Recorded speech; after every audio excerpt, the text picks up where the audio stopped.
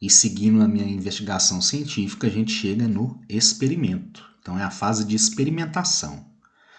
No caso aí, a gente vai ter que realizar experiências para saber se a minha hipótese é verdadeira ou não.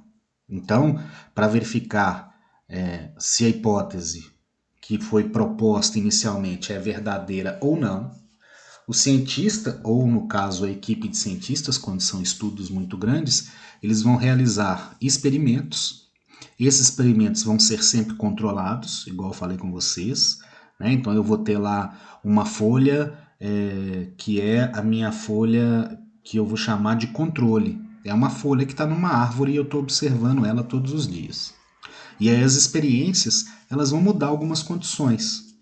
Né? Então eu vou arrancar a folha da árvore, eu vou colocar a minha folha no álcool, eu vou colocar minha folha no escuro, eu vou colocar minha folha no claro. Então aí eu vou ter vários experimentos para que eu possa comparar com a folha que está lá na árvore, que é o meu grupo controle. Tá? No final disso, durante o experimento, no caso, o pesquisador ele vai anotando tudo que ele observa. E aí as experiências, no final, elas podem confirmar a hipótese ou elas podem mostrar que a hipótese não é verdadeira. E aí ou a gente descarta essa hipótese, ou através dessa pesquisa que a gente fez, a gente elabora outra hipótese baseado nos resultados que a gente observou nos experimentos.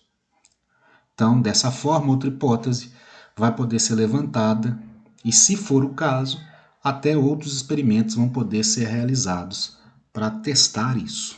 Né? Então, para comprovar a hipótese de que alguma substância confere a cor verde às folhas, poderiam ser realizados experimentos para isolar alguns compostos, por exemplo, que estão presentes em todas as folhas verdes e verificar se alguma dessas substâncias não vai estar presente nas folhas que têm outra cor. Então, ele pode isolar substâncias químicas e ver se essas substâncias estão relacionadas à cor verde ou não, neste caso aqui, dessa primeira hipótese que foi levantada por ele. Aí a gente chega na fase da análise. Depois da experimentação, o pesquisador ou o grupo de pesquisadores conjuntamente vai analisar os resultados para verificar, primeiro, se eles foram suficientes para explicar ou a pergunta ou as perguntas que foram levantadas. E também essa análise de resultado vai dar para a gente uma certeza maior se as hipóteses levantadas são verdadeiras. Então, se os experimentos, se o resultado dos experimentos estão de acordo com as hipóteses. Se os resultados não forem satisfatórios, se estiver achando que está faltando alguma coisa, repete, faz mais experimentos, ou então novas hipóteses são levantadas para que outros experimentos ocorram também. Se os resultados forem satisfatórios, aí o cientista ele vai para a parte de conclusão, tá? Então, depois de todo o experimento feito, a gente precisa analisar isso. Então, testou os pigmentos, as substâncias que estavam lá na folha. E aí eu vou analisar o que aconteceu nesses experimentos e vou propor uma conclusão. No caso das conclusões, a conclusão é a etapa em que o cientista verifica se aqueles experimentos e pesquisas que ele realizou respondem àquele questionamento, àquela pergunta que ele fez no início, ok? E também permite que ele faça afirmações em relação aos fenômenos ou os materiais que ele analisou. No nosso caso aí, a gente está observando o fenômeno de que as folhas são verdes. Uma coisa que a gente tem que prestar atenção é o seguinte: todas as afirmações que o pesquisador fizer depois que o método científico for concluído, a gente vai chamar de teoria, tá? Quando a gente tiver hipóteses, experimentos diferentes que são realizados para comprovar ou não aquela teoria que foi, né, proposta inicialmente, então quando diferentes hipóteses e experimentações são realizadas e o resultado é sempre o mesmo, aí a gente passa a ter uma lei. Então, quando um cientista ele faz, né, uma pesquisa inicial, aquilo é chamado de teoria.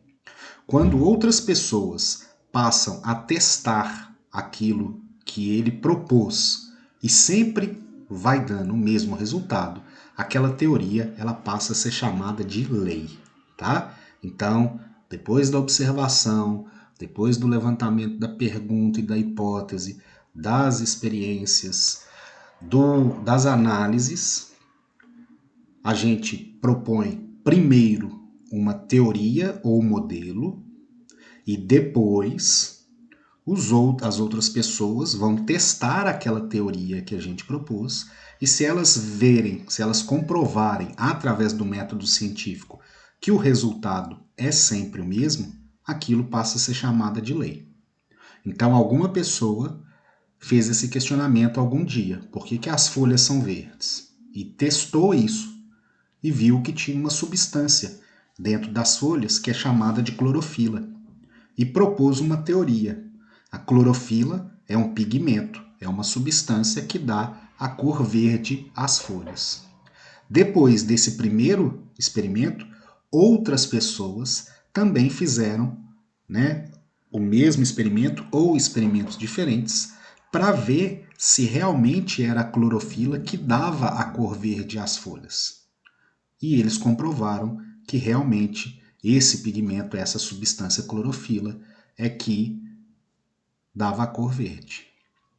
Então, isso, né, é considerado uma lei.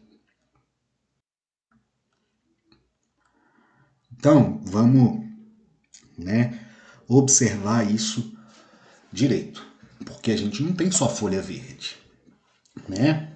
Mas viu que existia clorofila. Então, inicialmente, né, a gente tinha uma teoria e depois essa teoria virou lei.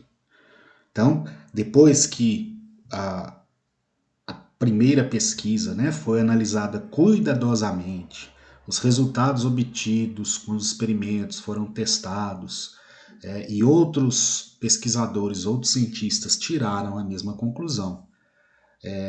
Se isso for comprovado, né, se esse resultado se repetir várias vezes, ele é considerado uma lei. Então, isso significa que este resultado vai descrever um evento, ou uma observação, ou um fenômeno que ocorre, né, sempre da mesma forma, que não vai ter variação. Então, se a gente pegar o dia e a noite, né, a gente sabe que o dia tem 12 horas, a noite 12 horas mais ou menos, com pouca variação. Correto? No nosso exemplo das folhas aí, por exemplo, né, o cientista pode formular a seguinte lei: todas as folhas verdes possuem a substância clorofila.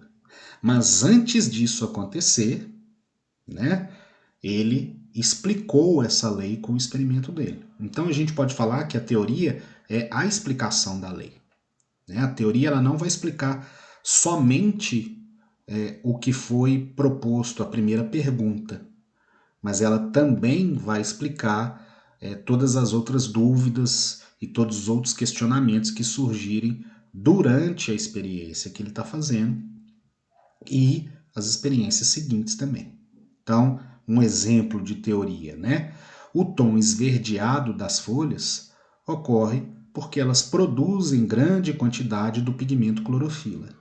Então, eu expliquei por que as folhas, né? Por que a clorofila dá essa cor. Como que eu explico isso? A estrutura da clorofila possui o íon magnésio, que é o responsável pela cor verde, pois ele absorve bem os comprimentos de ondas das cores vermelha, laranja, azul e violeta, mas reflete grande parte da luz verde, que é a cor que nós enxergamos. Quando vocês forem estudar os fenômenos físicos, vocês vão ver que as cores que nós vemos, na verdade, elas são resultado de um fenômeno de reflexão. Então, se você vê, no caso aqui, né, a cor, que as letras que estão falando da lei são rosa, porque você está captando a frequência de luz que tem essa cor. Mas isso é um papo para mais tarde, para depois, tá? A gente não vai entrar nesse mérito agora, não. Então, lei, né, é quando a gente comprova um fenômeno, quando ele é repetido várias vezes, e teoria é a explicação dessa lei. Então, para a gente entender por que as folhas são verdes, eu preciso de uma explicação. E essa explicação a gente chama de teoria. Belezinha aí? Para finalizar, vamos testar isso que a gente viu na aula de hoje, né? Então aqui, super caracóis. Gary não é o caracol mais esperto da cidade e acha que pode aumentar sua atividade cerebral comendo a super ração para caracóis. Então aí ele levantou uma hipótese, né? Então ele acha que se ele comer a ração para caracóis, ele vai ficar mais esperto. Para testar esse experimento, ele conta com a ajuda de outros caracóis e do Bob Esponja. Os caracóis comeram um pedaço da super ração em cada refeição durante 3 semanas. E o Bob Esponja criou um teste de habilidade cerebral e aplicou antes e depois do experimento ser feito. Então, o Bob Esponja ele fez, né, a fase de testes, de experimentação. Então, ele testou os caramujos antes de comer a ração e depois testou os caramujos depois de comer a ração e obteve essa tabela aqui. Ó. No caso, o Gary, a habilidade cerebral dele era de 64, passou para 80. Os outros caracóis, Larry, Barry e Terry, o Larry não teve alteração, era 78, ficou 78. O Barry, de 82, passou para 84. E o Terry, de 72 para 70. Então, isso aqui é o que? É a análise dos resultados, né? Que eu estou analisando. E a partir desta análise, eu vou chegar a uma conclusão. Então, qual conclusão que você chegaria analisando isso? Né? Então, o que vocês precisam fazer aqui agora? Qual é a hipótese que está presente nesse estudo aí? Como foi feito esse experimento? Né? Em que consistiu esse experimento? E por último, qual a conclusão que a gente pode chegar a partir deste experimento? Beleza? Então vocês vão analisar isso, anotar no caderno, para que a gente possa seguir depois com a matéria, tá? No início da próxima aula, a gente vai discutir isso aqui, né? A gente vai ver qual a hipótese que foi levantada aqui, como o experimento foi feito e a que conclusão a gente pode chegar, beleza? Então é isso, um abraço, até a próxima aula, fui!